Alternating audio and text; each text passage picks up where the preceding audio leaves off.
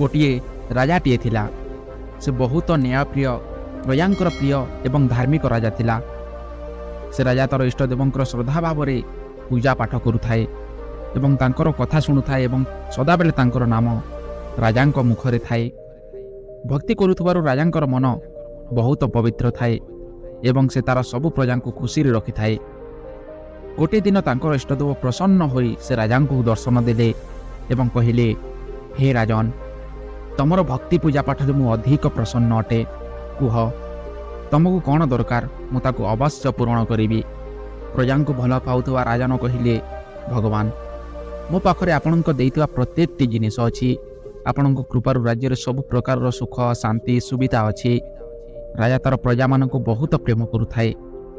ରାଜା ଟିକିଏ ଭାବିକି କହିଲା, ମୋର ଗୋଟିଏ ଇଚ୍ଛା ଅଛି କି ଯେମିତି ତମେ ମୋତେ ଦର୍ଶନ ଦେଇ ଧନ୍ୟ କରିଦେଲ, ସେମିତି ମୋର ସବୁ ପ୍ରଜାଙ୍କୁ ଦର୍ଶନ ଦେଇ ତାଙ୍କର ଜୀବନକୁ ଧନ୍ୟ କରିଦିଅ।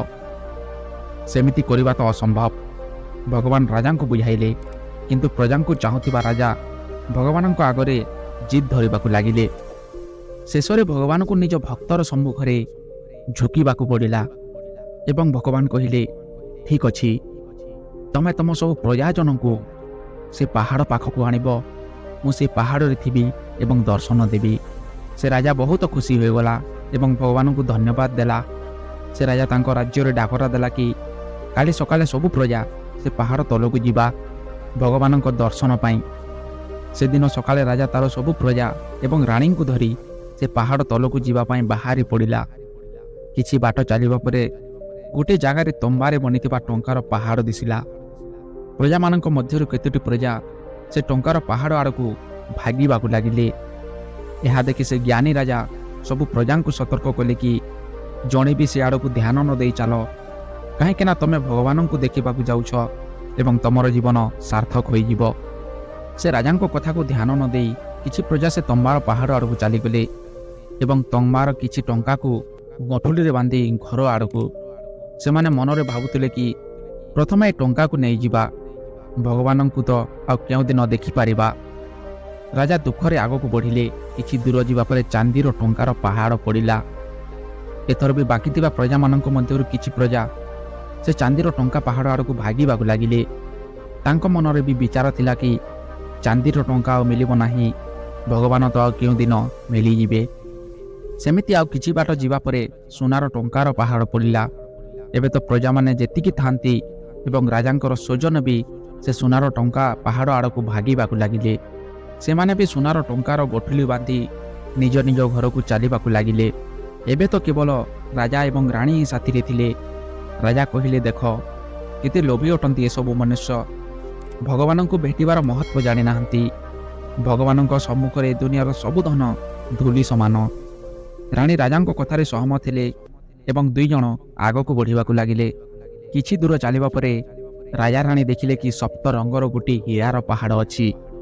ଏ ଦୃଶ୍ୟ ଦେଖି ରାଣୀ ନିଜକୁ ଅଟକାଇ ପାରିଲେ ନାହିଁ ଏବଂ ସେ ହୀରାର ଲୋଭରେ ସେ ପାହାଡ଼ ପାଖକୁ ଦୌଡ଼ିଗଲେ ଏବଂ ହୀରାର ଗଠଲି ବନାଇ ତଳରେ ରଖିଦେଲେ ଏବଂ ଲୋଭ ଏତେ ବଢ଼ିଗଲା କି ତାଙ୍କ ଶାଢ଼ୀରେ ମଧ୍ୟ ହୀରାକୁ ବାନ୍ଧିବାକୁ ଲାଗିଲେ।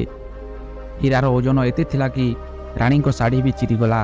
ତାପରେ ବି ରାଣୀଙ୍କ ଲୋଭ ସେମିତି ଥିଲା।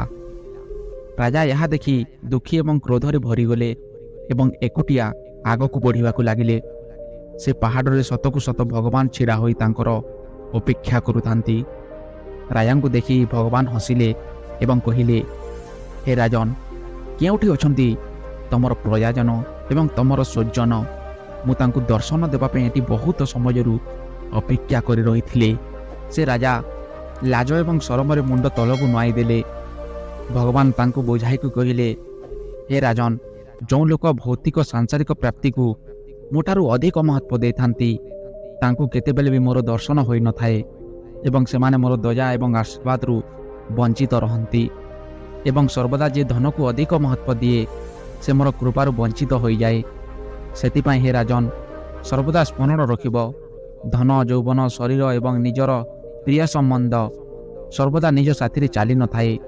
କିନ୍ତୁ ହଁ, ତମର ସତ୍କର୍ମ, ସଦ୍ଭାବନା, ସତ୍ସଙ୍ଗ ତମେ ମରିବା ପରେ ବି ତମ ସାଥିରେ ଯିବ ଏବଂ ଏ ଧନ, ଟଙ୍କା, ଗାଡ଼ି, କୋଠା ବଙ୍ଗଲା ଏଠି ପଡ଼ିକି ସଢ଼େଇ ଯିବ।